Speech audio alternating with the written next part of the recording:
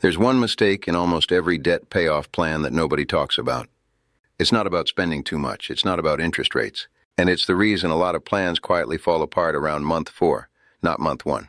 If you've ever gotten close to paying off one debt, only to watch another bill show up and eat your progress, this video is for you.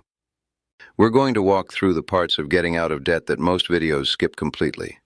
The boring math, the mental traps, and that one mistake most people don't see coming until it's already happened. This isn't a magic formula, and it's not a promise that you'll be debt-free by some exact date. It's simply what tends to actually work, based on data and real repeated patterns, not hype, not shortcuts. Let's start with why the most common advice out there, just pay more than the minimum, doesn't work as well as it sounds. On paper, it seems obvious. Pay extra, debt goes down faster, done. But here's what usually happens in real life. People start throwing extra money at whichever debt feels most urgent that month with no real system behind it. Because there's no clear order, no visible plan, progress feels invisible. You can't see the finish line, so it's hard to stay motivated. And motivation is what actually keeps people going for months, sometimes years, because debt payoff is rarely a quick process. Then, almost inevitably, something unexpected happens. A car repair, a medical bill, an appliance breaking down. And because there was never a buffer built into the plan, that emergency goes straight back onto a credit card, and months of progress disappear in a single moment. Historically structured plans, ones with a clear order of attack and a small emergency buffer built in from the start, tend to see much better follow-through than the just pay whatever's left over at the end of the month approach. So if pay more isn't a full plan on its own, what actually is?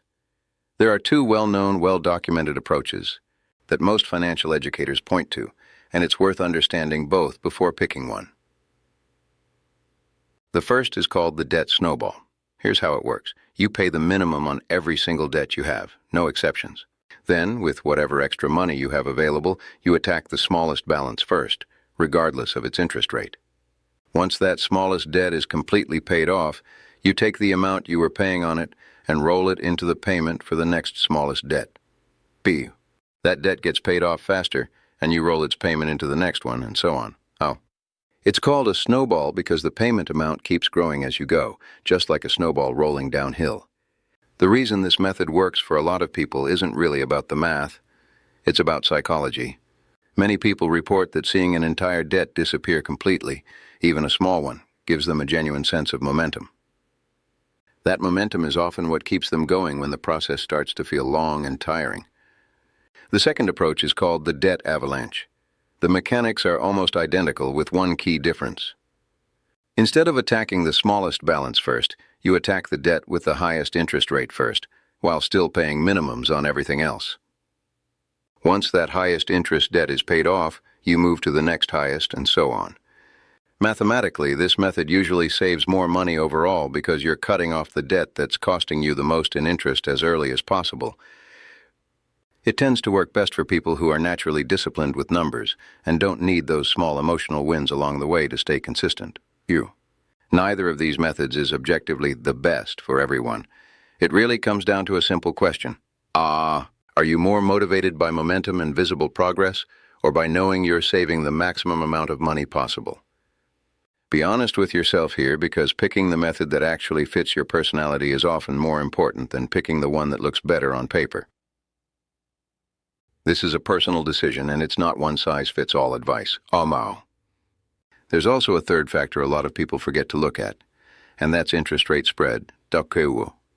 If most of your debts sit at fairly similar interest rates, the avalanche method won't save you dramatically more money.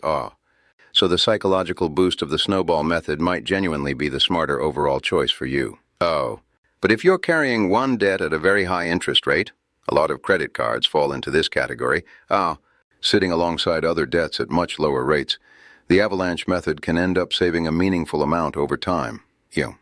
Simply because that one high-interest debt is quietly costing you more every single month it sticks around. It's worth actually looking at your interest rates side by side before deciding, rather than picking a method just because it's the one you've heard about more often. It also helps to understand why interest makes such a big difference in the first place. When a balance carries a high interest rate, a portion of every payment you make doesn't actually reduce what you owe. It simply covers the cost of carrying that balance for another month. So two debts of the same size can behave completely differently depending on their rate. Also, a lower rate debt shrinks faster per dollar paid, while a higher rate debt can feel like it barely moves even when you're making consistent payments. This is exactly why some people feel like they're paying and paying without seeing progress. The rate is quietly working against them. Bow. Now here's the part that almost no one talks about, and it might be the single biggest reason debt payoff plans fail. So, every extra dollar toward debt, nothing left sitting around. But in practice, this is often where the whole plan collapses. Going all in on debt with zero emergency savings set aside. It sounds responsible, right? One surprise expense, and there's always eventually a surprise expense, forces people right back onto credit cards because there was no cushion to absorb it. And just like that, months of disciplined payments get undone in a single unexpected bill. A small buffer, even something as modest as $500 to $1,000 based on common budgeting guidance, can be enough to break that entire cycle.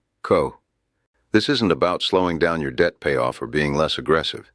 It's about protecting the progress you're already making so one bad week doesn't erase months of good ones. This single gap, having absolutely no cushion at all, is one of the most commonly reported reasons people fall back into debt right after they were finally starting to see real progress. And here's something else worth understanding. Debt payoff isn't purely a math problem. It's a behavior problem just as much as it's a numbers problem. So, a few things tend to make a real difference here. First, automate your minimum payments wherever possible, so nothing gets missed by accident, because a single missed payment can undo weeks of progress through fees and damaged credit. Second, track your progress somewhere visual, even something as simple as a basic spreadsheet or a free app. Many people report that seeing the numbers move, even slowly, keeps them accountable in a way that just knowing the number in their head never does. And third, avoid all or nothing thinking. If one month goes badly, if an emergency eats into your extra payment, that doesn't mean the plan has failed. It means you adjust and continue. One bad month doesn't erase months of good ones. And treating every setback as a total failure is often what causes people to give up entirely. There's one more behavioral pattern worth mentioning, and it's something a lot of people don't expect. The middle of a debt payoff journey is usually the hardest part, not the beginning. At the start, there's excitement and a clear sense of purpose. Near the end, the finish line is close enough to see, which brings its own motivation. But somewhere in the middle, when the initial excitement has faded and the end still feels far away, a lot of people quietly lose steam. Knowing that this slump is a normal, expected part of the process, rather than a sign that something is going wrong, can make it easier to push through rather than abandoning the plan altogether right when it's starting to work. It also helps to separate debt payoff from never spending money on anything enjoyable again, because the second version of that mindset rarely lasts very long. A completely joyless budget tends to build up quiet resentment over time, and resentment is often what leads to a sudden, large, unplanned purchase that undoes weeks of discipline in one afternoon. Building in some small, deliberately planned room for things you enjoy, even a modest amount, tends to make a plan more sustainable over the months it actually takes to pay off real debt. Before we wrap up, I want to be really clear about a few things. This video isn't personalized financial advice for you, and it's not a guarantee of any specific outcome or timeline. Everyone's situation is different. Income levels, interest rates, number of debts, and life circumstances all play a real role in how this plays out for any individual person. What worked as a general pattern for a lot of people won't automatically play out the exact same way for you, and that's completely normal.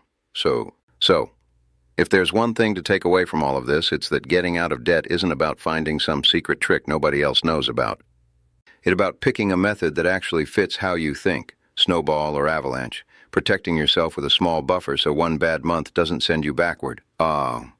And tracking your progress consistently, so the mental side of this doesn't wear you down before the math ever gets the chance to work in your favor. This video is for educational purposes only and does not constitute financial advice.